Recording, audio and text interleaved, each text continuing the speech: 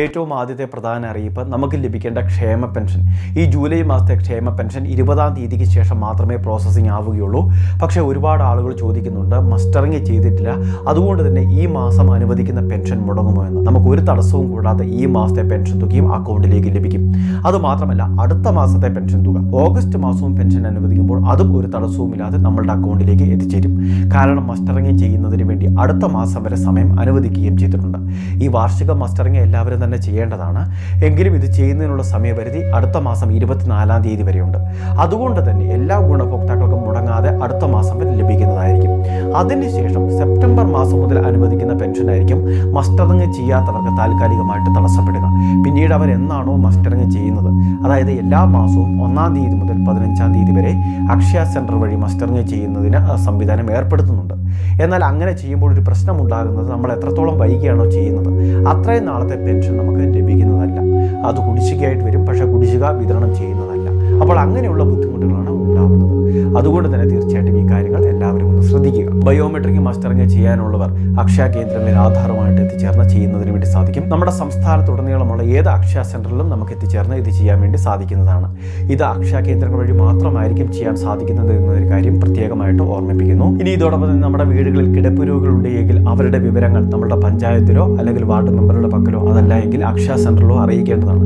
പിന്നീട് ഒരു നിശ്ചിത ദിവസത്തിൽ ഇവർ ഉദ്യോഗസ്ഥർ ജീവനക്കാർ നമ്മുടെ വീടുകളിലെത്തി ബയോമെട്രിക് മസ്റ്ററിംഗ് ചെയ്ത് കൊടുക്കുന്നുണ്ട്.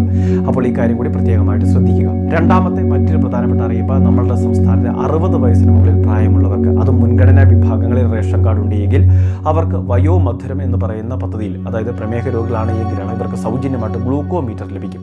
അതിൻ്റെ ടെസ്റ്റ് സ്ട്രിപ്പുകൾ ഉൾപ്പെടെയുള്ള കാര്യങ്ങളെല്ലാം തന്നെ ലഭിക്കുന്നതാണ്.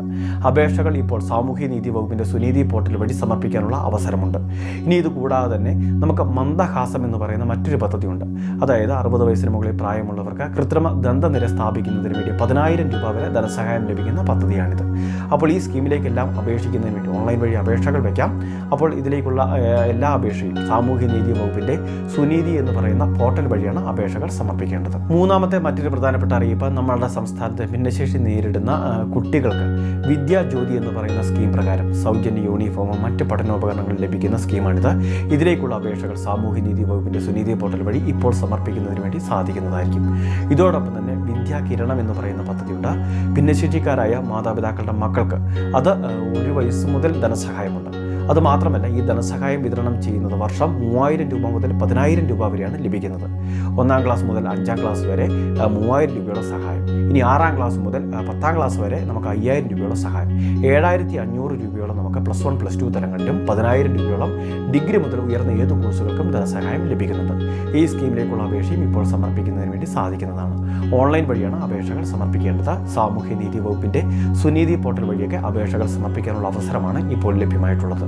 ഏറ്റവും അവസാനത്തെ പ്രധാന അറിയിപ്പ്, നമ്മളുടെ സംസ്ഥാനത്തെ സ്ത്രീകൾക്ക് വേണ്ടി, അതും വിധവകളായിട്ടുള്ളവർ, നിയമപരമായിട്ട് വിവാഹബന്ധം വേർപ്പെടുത്തിയവർ, അതോടൊപ്പം തന്നെ 30 വയസ്സിന് മുകളിൽ പ്രായമുള്ള അവിവാഹിതരായിട്ടുള്ള സ്ത്രീകൾ, ഇവർക്ക് സ്വയം തൊഴിൽ ആരംഭിക്കുന്നതിന് വേണ്ടി, അത് കണ്ടെത്തുന്നതിന് വേണ്ടിയൊക്കെ 50,000 രൂപയോളം പലിശരഹിത സഹായമായിട്ട് ലഭിക്കുന്നു.